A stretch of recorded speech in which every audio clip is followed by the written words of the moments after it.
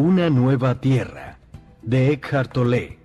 Un despertar al propósito de su vida. Capítulo 1. El florecer de la conciencia humana. Evocación. La Tierra, hace 114 millones de años, un día poco después de despuntar el alba, la primera flor en existir sobre el planeta abre sus pétalos para recibir los rayos del sol. Con anterioridad a ese suceso extraordinario que anuncia la transformación evolutiva de la vida vegetal, el planeta había estado cubierto de vegetación durante millones de años.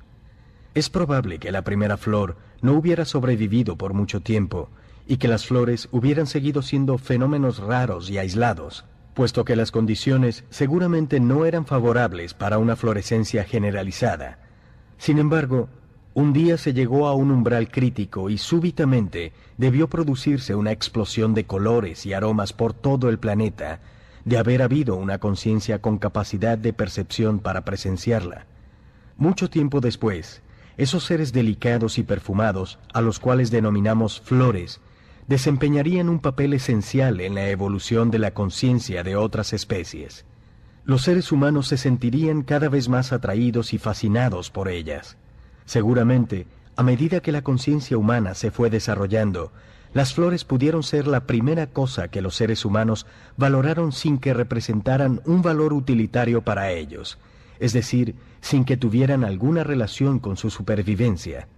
Sirvieron de inspiración para un sinnúmero de artistas, poetas y místicos. Jesús nos dice que contemplemos las flores y aprendamos a vivir como ellas. Se dice que Buda pronunció una vez un sermón silencioso mientras contemplaba una flor. Al cabo de un rato, uno de los presentes, un monje de nombre Mahakasyapa, comenzó a sonreír. Se dice que fue el único que comprendió el sermón. Según la leyenda, esa sonrisa, la realización, pasó a 28 maestros sucesivos y mucho después se convirtió en el origen del Zen. La belleza de una flor pudo arrojar un breve destello de luz sobre la parte esencial más profunda del ser humano, su verdadera naturaleza. El momento en que se reconoció por primera vez la belleza fue uno de los más significativos de la evolución de la conciencia humana. Los sentimientos de alegría y amor están íntimamente ligados con ese reconocimiento. Sin que nos diéramos cuenta, las flores se convertirían en una forma de expresión muy elevada y sagrada que moraría dentro de nosotros, pero que no tendría forma. Las flores, con su vida más efímera, etérea y delicada que la de las plantas de las cuales nacieron, se convertirían en especie de mensajeras de otro plano, un puente entre el mundo de las formas físicas y de lo informe. Su aroma no solamente era delicado y agradable para los sentidos, sino que traía una fragancia desde el plano del espíritu. Si utilizamos la palabra iluminación en un sentido más amplio del aceptado convencionalmente, podríamos pensar que las flores constituyen la iluminación de las plantas. Cualquiera de las formas de vida de los distintos reinos, mineral, vegetal, animal o humano, pasa por la iluminación. Sin embargo, es algo que sucede muy rara vez, puesto que es más que un paso en la evolución. También implica una discontinuidad de su desarrollo, un salto hacia un nivel completamente diferente del ser, acompañado, en lo que es más importante, de una disminución de la materialidad. ¿Qué podría ser más denso e impenetrable que una roca, la más densa de todas las formas?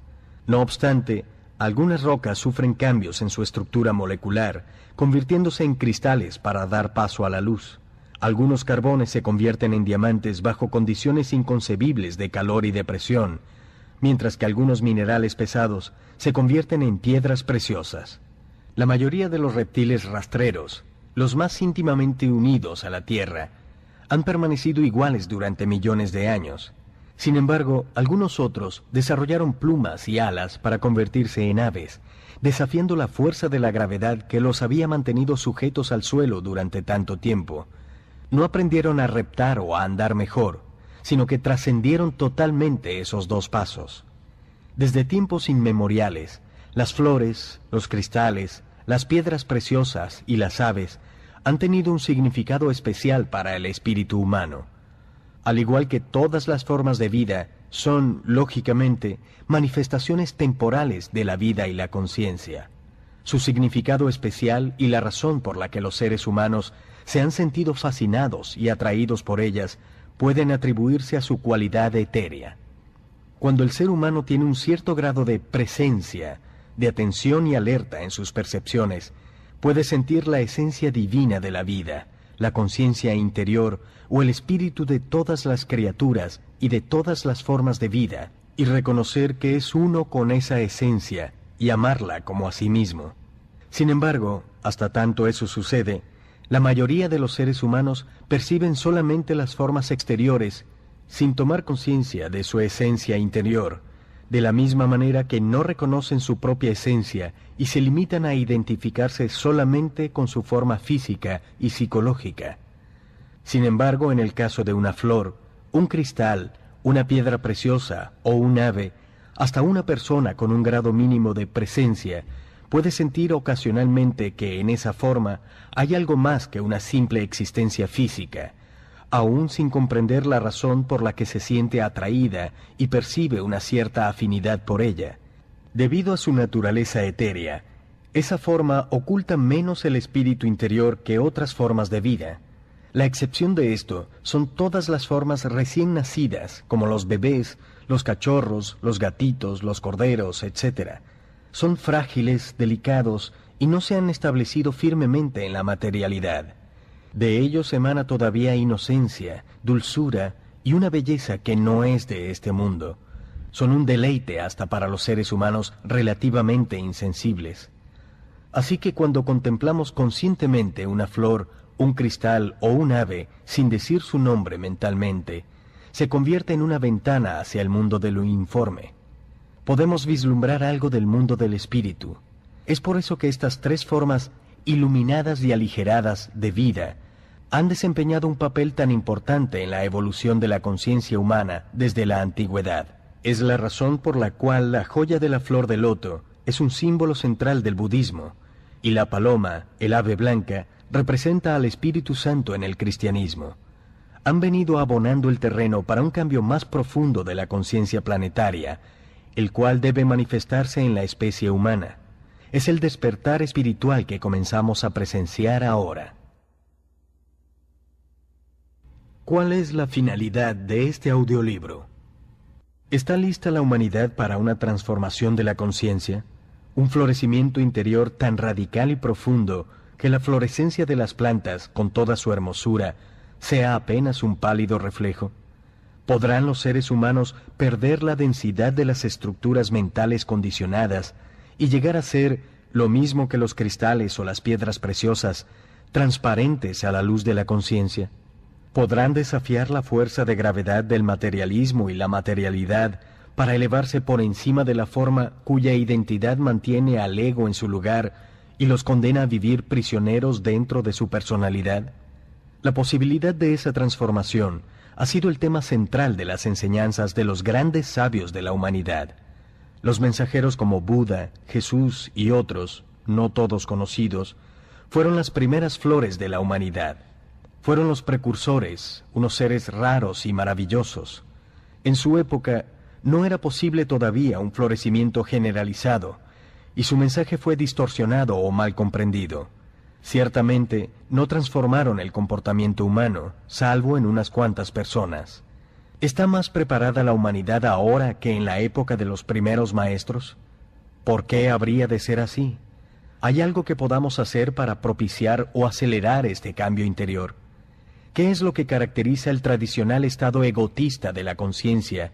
¿Y cuáles son las señales que permitirán reconocer el surgimiento de la nueva conciencia? Estas son las interrogantes que trataremos de resolver en este audiolibro.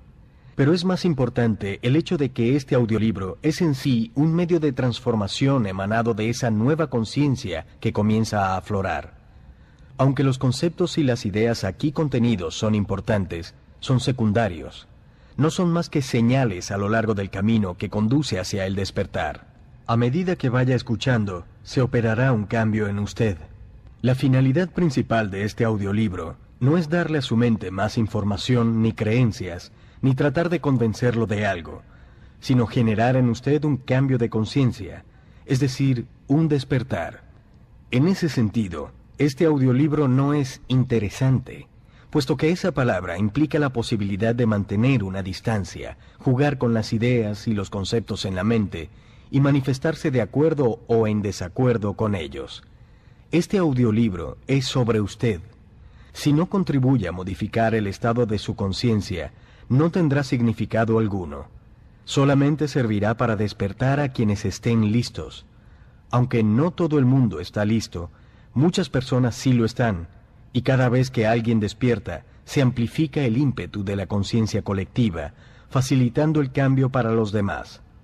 Si no sabe lo que significa despertar, siga escuchando. Es solamente a través del despertar que podrá comprender el verdadero significado de la palabra. Basta con un destello para iniciar el proceso, que es irreversible. Para algunos, este audiolibro será ese destello. Para muchos otros que quizás no se hayan dado cuenta, el proceso ya ha comenzado. Este audiolibro les ayudará a reconocerlo. Algunos habrán emprendido el camino como consecuencia del sufrimiento o de una pérdida, mientras que otros quizás lo hayan hecho a través del contacto con un maestro o una enseñanza espiritual, haber escuchado El poder de la hora o algún otro audiolibro pleno de vida espiritual y de energía transformadora, o una combinación de lo anterior. Si ya se ha iniciado en usted el proceso del despertar, este se acelerará y se intensificará con este audiolibro. Una parte esencial del despertar consiste en reconocer esa parte que todavía no despierta, el ego con su forma de pensar, hablar y actuar, además de los procesos mentales colectivos condicionados que perpetúan el estado de adormecimiento. Es por eso que el audiolibro muestra los principales aspectos del ego y la forma como operan tanto a nivel individual como colectivo. Esto es importante por dos razones conexas. La primera es que a menos que usted conozca la mecánica fundamental del ego, no podrá reconocerlo y caerá en el error de identificarse con él una y otra vez. Eso significa que el ego se apoderará de usted y fingirá ser usted. La segunda razón es que el acto mismo de reconocer es uno de los mecanismos para despertar. Cuando usted reconozca su inconsciencia, será precisamente el surgimiento de la conciencia, el despertar, el que hará posible ese reconocimiento. No es posible vencer en la lucha contra el ego, como no es posible luchar contra la oscuridad. Lo único que hace falta es la luz de la conciencia.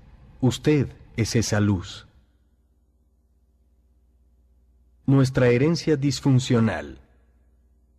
Si entendemos de manera más profunda las religiones y las tradiciones espirituales antiguas de la humanidad, encontramos que debajo de las diferencias aparentes hay dos principios fundamentales en los cuales convergen prácticamente todas. Si bien las palabras utilizadas para expresar esos principios son diferentes, todas apuntan hacia una doble verdad fundamental.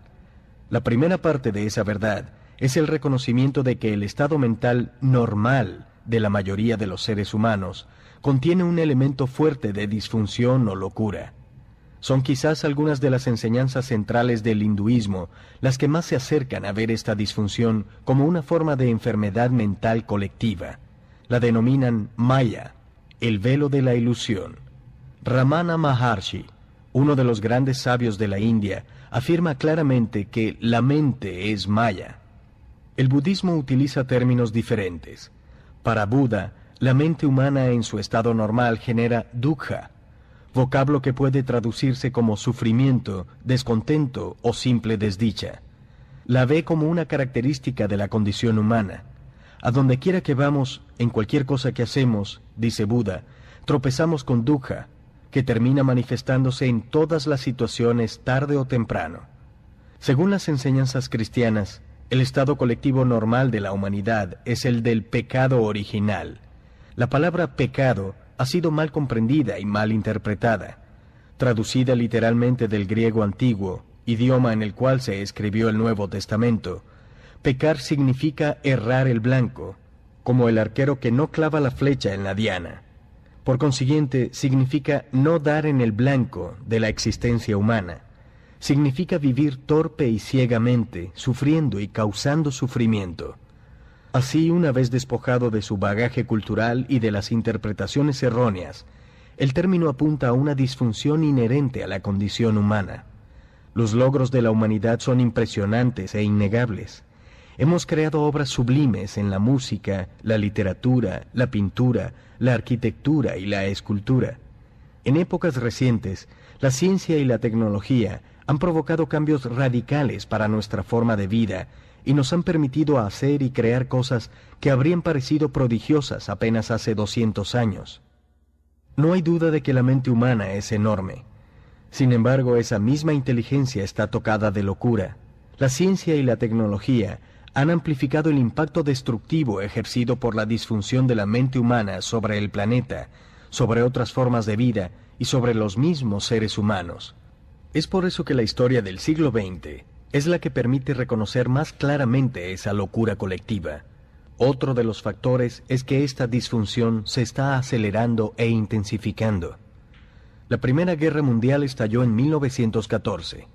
Toda la historia de la humanidad había estado preñada de guerras crueles y destructivas, motivadas por el miedo, la codicia y las ansias de poder, además de los episodios ignominiosos como la esclavitud, la tortura y la violencia generalizada motivada por razones religiosas e ideológicas. Los seres humanos habían sufrido más a manos de otros seres humanos que a causa de los desastres naturales.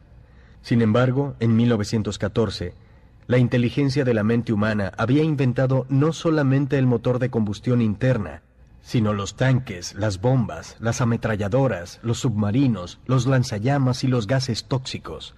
La inteligencia al servicio de la locura. En una guerra estática de trincheras, perecieron en Francia y en Bélgica millones de hombres tratando de conquistar unas cuantas millas de marismas. Al terminar la guerra en 1918, los sobrevivientes observaron horrorizados e incrédulos la devastación provocada.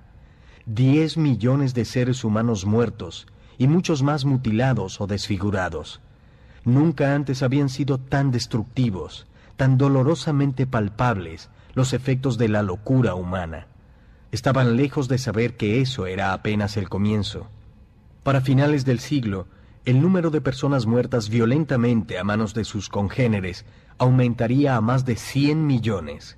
Serían muertes provocadas no solamente por las guerras entre las naciones, sino por los exterminios masivos y el genocidio, como el asesinato de 20 millones de enemigos de clase, espías y traidores en la Unión Soviética de Stalin, o los horrores innombrables del Holocausto en la Alemania nazi. También hubo muertes acaecidas durante un sinnúmero de conflictos internos como la Guerra Civil Española o durante el régimen de los Khmer Rojos en Camboya, cuando fue asesinada una cuarta parte de la población de ese país. Basta con ver las noticias de todos los días en la televisión para reconocer que la locura no solamente no ha menguado, sino que todavía continúa en el siglo XXI. Otro aspecto de la disfunción colectiva de la mente humana es la violencia sin precedentes desatada contra otras formas de vida y contra el planeta mismo. La destrucción de los bosques productores de oxígeno y de otras formas de vida vegetal y animal, el tratamiento cruel de los animales en las granjas mecanizadas y la contaminación de los ríos, los océanos y el aire. Empujados por la codicia e ignorantes de su conexión con el todo, los seres humanos insisten en un comportamiento que, de continuar desbocado, provocará nuestra propia destrucción. Las manifestaciones colectivas de la locura asentada en el corazón de la condición humana constituyen la mayor parte de la historia de la humanidad. Es en gran medida una historia de demencia. Si la historia de la humanidad fuera la historia clínica de un solo ser humano, el diagnóstico sería el siguiente: desórdenes crónicos de tipo paranoide, propensión patológica a cometer asesinato y actos de violencia y crueldad extremas contra sus supuestos enemigos, su propia inconsciencia proyectada hacia el exterior, demencia criminal con unos pocos intervalos de lucidez.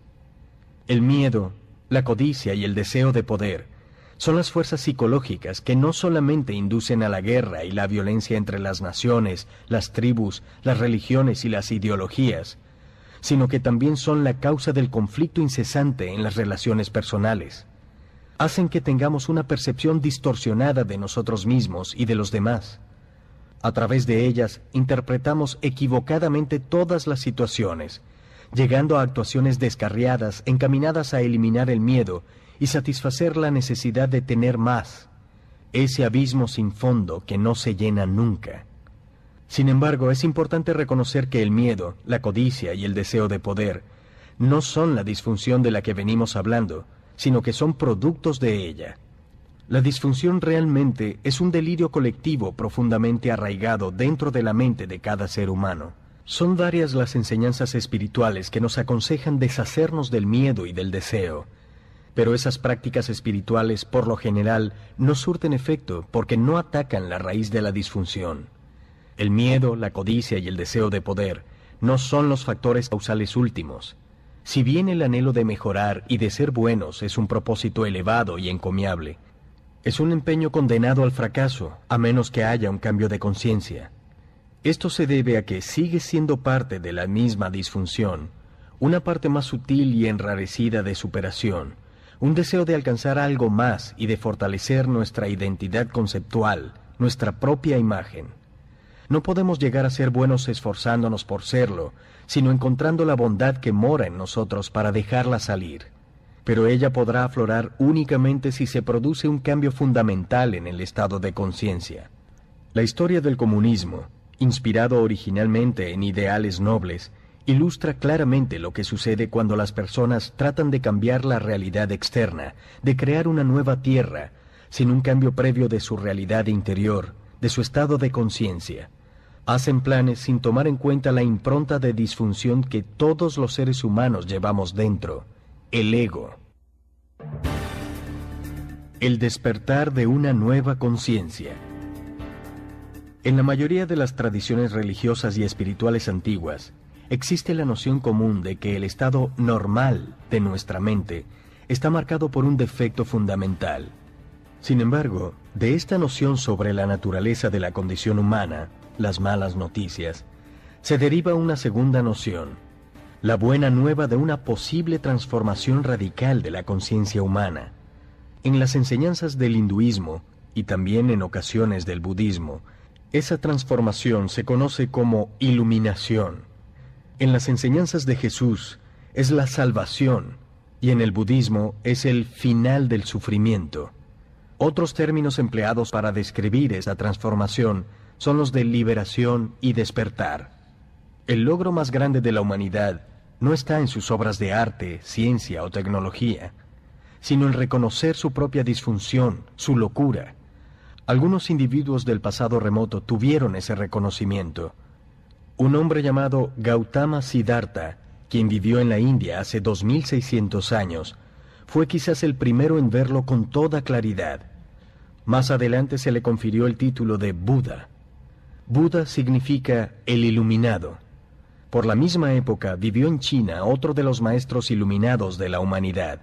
Su nombre era Lao Tse. Dejó el legado de sus enseñanzas en el Tao Te Ching, uno de los libros espirituales más profundos que haya sido escrito. Reconocer la locura es, por supuesto, el comienzo de la sanación y la trascendencia. En el planeta había comenzado a surgir una nueva dimensión de conciencia, un primer asomo de florescencia. Esos maestros les hablaron a sus contemporáneos. Les hablaron del pecado, el sufrimiento o el desvarío. Les dijeron: examinen la manera como viven, vean lo que están haciendo, el sufrimiento que están creando. Después les hablaron de la posibilidad de despertar de la pesadilla colectiva de la existencia humana normal. Les mostraron el camino. El mundo no estaba listo para ellos, y aún así constituyeron un elemento fundamental y necesario del despertar de la humanidad. Era inevitable que la mayoría de sus contemporáneos y las generaciones posteriores no los comprendieran. Aunque sus enseñanzas eran a la vez sencillas y poderosas, terminaron distorsionadas y malinterpretadas, incluso en el momento de ser registradas por sus discípulos. Con el correr de los siglos, se añadieron muchas cosas que no tenían nada que ver con las enseñanzas originales, sino que reflejaban un error fundamental de interpretación. Algunos de esos maestros fueron objeto de burlas, escarnio y hasta del martirio.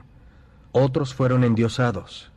Las enseñanzas que señalaban un camino que estaba más allá de la disfunción de la mente humana, el camino para desprenderse de la locura colectiva, se distorsionaron hasta convertirse ellas mismas en parte de esa locura. Fue así como las religiones se convirtieron en gran medida en un factor de división en lugar de unión. En lugar de poner fin a la violencia y el odio a través de la realización de la unicidad fundamental de todas las formas de vida, desataron más odio y violencia, más divisiones entre las personas y también al interior de ellas mismas. Se convirtieron en ideologías y credos con los cuales se pudieran identificar las personas y que pudieran usar para amplificar su falsa sensación de ser. A través de ellos podían tener la razón y juzgar equivocados a los demás, y así definir su identidad por oposición a sus enemigos, esos otros, los no creyentes, cuya muerte no pocas veces consideraron justificada. El hombre hizo a Dios a su imagen y semejanza. Lo eterno, lo infinito y lo innombrable se redujo a un ídolo mental al cual había que venerar y en el cual había que creer como mi Dios o nuestro Dios. Y aún así, a pesar de todos los actos de locura cometidos en nombre de la religión, la verdad hacia la cual esos actos apuntan continúa brillando en el fondo, pero su resplandor se proyecta tenuemente a través de todas esas capas de distorsiones e interpretaciones erradas. Sin embargo, es poco probable que podamos percibirlo, a menos que hayamos podido, aunque sea vislumbrar esa verdad en nuestro interior. A lo largo de la historia han existido seres que han experimentado el cambio de conciencia y han reconocido en su interior aquello hacia lo cual apuntan todas las religiones. Para describir esa verdad no conceptual, recurrieron al marco conceptual de sus propias religiones. Gracias a algunas de esas personas, al interior de todas las religiones principales se desarrollaron escuelas o movimientos que representaron no solamente un redescubrimiento, sino, en algunos casos, la intensificación de la luz de la enseñanza original. Fue así como apareció el gnosticismo y el misticismo entre los primeros cristianos y durante la Edad Media, el sufismo en el Islam, el hasidismo y la cábala en el judaísmo, el Vedanta Advaita en el hinduismo y el Zen y el Dzogchen en el budismo. La mayoría de estas escuelas eran iconoclastas. Eliminaron una a una todas las capas sofocantes de la conceptualización y las estructuras de los credos mentales, razón por la cual la mayoría fueron objeto de suspicacia y hasta de hostilidad de parte de las jerarquías religiosas establecidas. A diferencia de las religiones principales, sus enseñanzas hacían énfasis en la realización y la transformación interior. Fue a través de esas escuelas o movimientos esotéricos que las religiones recuperaron el poder transformador de las enseñanzas originales, aunque en la mayoría de los casos solamente una minoría de personas tuvo acceso a ellas. Nunca fueron suficientes en número para tener un impacto significativo sobre la profunda inconsciencia colectiva de las mayorías. Con el tiempo, algunas de esas escuelas desarrollaron unas estructuras formales demasiado rígidas o conceptualizadas como para permitirles conservar su vigencia. Espiritualidad y religión. ¿Cuál es el papel de las religiones convencionales en el surgimiento de la nueva conciencia? Muchas personas ya han tomado conciencia de la diferencia entre la espiritualidad y la religión. Reconocen que el hecho de tener un credo, una serie de creencias consideradas como la verdad absoluta, no las hace espirituales, independientemente de cuál sea la naturaleza de esas creencias. En efecto, mientras más se asocia la identidad con los pensamientos, las creencias, más crece la separación con respecto a la dimensión espiritual interior. Muchas personas religiosas se encuentran estancadas en ese nivel. Equiparan la verdad con el pensamiento, y puesto que están completamente identificadas con el pensamiento, su mente, se consideran las únicas poseedoras de la verdad en un intento inconsciente por proteger su identidad. No se dan cuenta de las limitaciones del pensamiento. A menos que los demás crean, piensen lo mismo que ellas, a sus ojos estarán equivocados. Y en un pasado no muy remoto, habrían considerado justo eliminar a esos otros por esa razón. Hay quienes todavía piensan así en la actualidad. La nueva espiritualidad, la transformación de la conciencia, comienza a surgir en gran medida por fuera de las estructuras de las religiones institucionalizadas. Siempre hubo reductos de espiritualidad hasta en las religiones dominadas por la mente, aunque las jerarquías institucionalizadas se sintieran amenazadas por ellos y muchas veces trataran de suprimirlos. La apertura a gran escala de la espiritualidad por fuera de las estructuras religiosas es un acontecimiento completamente nuevo. Anteriormente, esa manifestación habría sido inconcebible, especialmente en Occidente, cultura en la cual es más grande el predominio de la mente y en donde la Iglesia cristiana tenía prácticamente la franquicia sobre la espiritualidad. Era imposible pensar en dar una charla o publicar un libro sobre espiritualidad sin la venia de la Iglesia. Y sin esa venia, el intento era silenciado rápidamente. Pero ya comienzan a verse señales de cambio, inclusive en el seno de ciertas iglesias y religiones. Realmente es alentador y gratificante ver algunas señales de apertura, como el hecho de que Juan Pablo II visitara una mezquita y también una sinagoga. Esto sucede en parte como resultado de las enseñanzas espirituales surgidas por fuera de las religiones tradicionales, pero también debido a la influencia de las enseñanzas de los antiguos sabios orientales, que un número creciente de seguidores de las religiones tradicionales puede dejar de identificarse con la forma, el dogma y los credos rígidos para descubrir la profundidad original oculta dentro de su propia tradición espiritual y descubrir al mismo tiempo la profundidad de su propio ser. Se dan cuenta de que el grado de espiritualidad de la persona no tiene nada que ver con sus creencias, sino todo que ver con su estado de conciencia. Esto determina a su vez la forma como actúan en el mundo y se relacionan con los demás. Quienes no logran ver más allá de la forma, se encierran todavía más en sus creencias, es decir, en su mente. En la actualidad estamos presenciando un surgimiento sin precedentes de la conciencia, pero también el atrincheramiento y la intensificación del ego. Habrá algunas instituciones religiosas que se abrirán a la nueva conciencia, mientras que otras endurecerán sus posiciones doctrinarias para convertirse en parte de todas esas otras estructuras forjadas por el hombre, detrás de las cuales se ha de atrincherar el ego para dar la pelea. Algunas iglesias, sectas, cultos o movimientos religiosos son básicamente entidades egotistas colectivas, identificadas tan rígidamente con sus posiciones mentales como los seguidores de cualquier ideología política, cerrada ante cualquier otra interpretación diferente de la realidad. Pero el ego está destinado a disolverse, y todas sus estructuras osificadas, ya sea de las religiones o de otras instituciones, corporaciones o gobiernos, se desintegrarán desde adentro, por afianzadas que parezcan. Las estructuras más rígidas, las más refractarias al cambio, serán las primeras en caer. Esto ya sucedió en el caso del comunismo soviético. A pesar de cuán afianzado, sólido y monolítico parecía, al cabo de unos cuantos años se desintegró desde adentro. Nadie lo vio venir. A todos nos cayó por sorpresa, y son muchas otras las sorpresas que nos esperan. La urgencia de una transformación.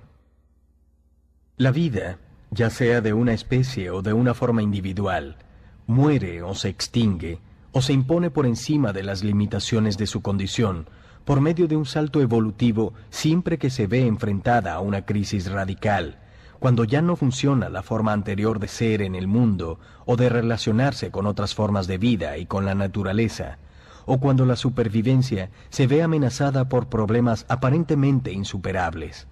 Se cree que las formas de vida que habitan este planeta evolucionaron primero en el mar. Cuando todavía no había animales en la superficie de la Tierra, el mar estaba lleno de vida.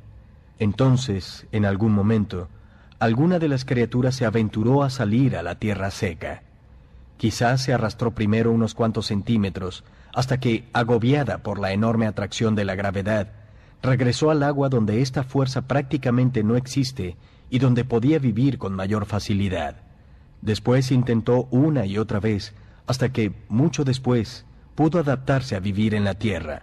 Desarrolló patas en lugar de aletas y pulmones en lugar de agallas. Parece poco probable que una especie se hubiera aventurado en semejante ambiente desconocido y se hubiera sometido a una transformación evolutiva, a menos que alguna crisis la hubiera obligado a hacerlo. Quizás pudo suceder que una gran zona del mar hubiera quedado separada del océano principal y que el agua se hubiera secado gradualmente con el paso de miles de años, obligando a los peces a salir de su medio ambiente y a evolucionar. El desafío de la humanidad en este momento es el de reaccionar ante una crisis radical que amenaza nuestra propia supervivencia. La disfunción de la mente humana egotista, reconocida desde hace más de 2500 años por los maestros sabios de la antigüedad y amplificada en la actualidad a través de la ciencia y la tecnología, amenaza por primera vez la supervivencia del planeta. Hasta hace muy poco, la transformación de la conciencia humana, señalada también por los antiguos sabios, era tan solo una posibilidad a la cual tenían acceso apenas unos cuantos individuos aquí y allá, independientemente de su trasfondo cultural o religioso. No hubo un florecimiento generalizado de la conciencia humana, porque sencillamente no era todavía una necesidad apremiante.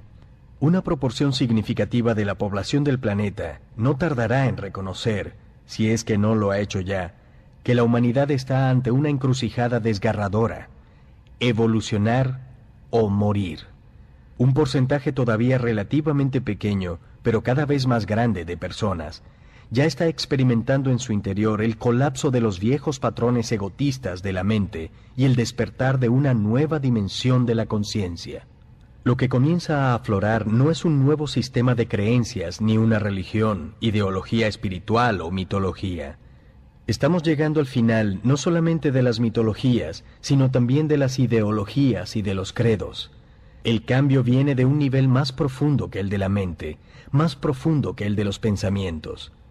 En efecto, en el corazón mismo de la nueva conciencia está la trascendencia del pensamiento, la habilidad recién descubierta de elevarse por encima de los pensamientos, de reconocer al interior del ser una dimensión infinitamente más vasta que el pensamiento. Por consiguiente, ya no derivamos nuestra identidad, nuestro sentido de lo que somos de esa torrente incesante de pensamientos que confundimos con nuestro verdadero ser de acuerdo con la vieja conciencia. Es inmensa la sensación de liberación al saber que no somos esa voz que llevamos en la cabeza. ¿Quién soy entonces? Aquel que observa esa realidad. La conciencia que precede al pensamiento, el espacio en el cual sucede el pensamiento, o la emoción, o la percepción. El ego no es más que eso: la identificación con la forma, es decir, con las formas de pensamiento principalmente. Si es que hay algo de realidad en el concepto del mal, realidad que es relativa y no absoluta, su definición sería la misma: identificación total con la forma, las formas físicas, las formas de pensamiento, las formas emocionales. El resultado es un desconocimiento total de nuestra conexión con el todo, de nuestra unicidad intrínseca con todo lo demás y también con la fuente. Este estado de olvido es el pecado original, el sufrimiento, el engaño. ¿Qué clase de mundo creamos cuando esta falsa idea de separación total es la base que gobierna todo lo que pensamos, decimos y hacemos? Para hallar la respuesta, basta con observar la forma como los seres humanos se relacionan entre sí, leen un libro de historia o ven las noticias de la noche. Si no cambian las estructuras de la mente humana, terminaremos siempre por crear una y otra vez el mismo mundo con sus mismos males y la misma disfunción. Un nuevo cielo y una nueva tierra. La inspiración para este libro vino de una profecía bíblica que parece más aplicable en la actualidad que en ningún otro momento de la historia humana. Aparece tanto en el Antiguo como en el Nuevo Testamento, y se refiere al colapso del orden existente del mundo y el surgimiento de un nuevo cielo y una nueva tierra. Debemos comprender aquí que el cielo no es un lugar, sino que se refiere al plano interior de la conciencia. Este es el significado esotérico de la palabra, y también es el significado que tiene en las enseñanzas de Jesús. Por otra parte, la tierra es la manifestación externa de la forma, la cual es siempre un reflejo del interior. La conciencia colectiva de la humanidad y la vida en nuestro planeta están íntimamente conectadas. El nuevo cielo es el florecimiento de un estado transformado de la conciencia humana, y la nueva tierra es su proyección en el plano físico. Puesto que la vida y la conciencia humanas son una con la vida en el planeta, a medida que se disuelva la vieja conciencia, deberán producirse simultáneamente unos cataclismos geográficos y climáticos en muchas partes del planeta. Algunos ya los hemos comenzado a presenciar.